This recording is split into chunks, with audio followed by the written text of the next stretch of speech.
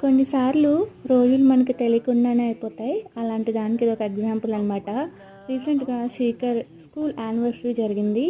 So, తను ఇప్పుడు పీపీ2 అనమాట. ఇదే లాస్ట్ ఇయర్ కూడా ఆ స్కూల్‌లో.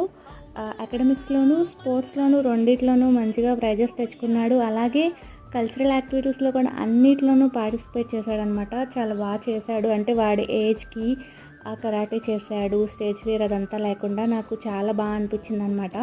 హోప్ ఈ వీడియో మీకు కూడా నచ్చుతుంది అనుకుంటున్నాను. Please like, share. I am Sweet.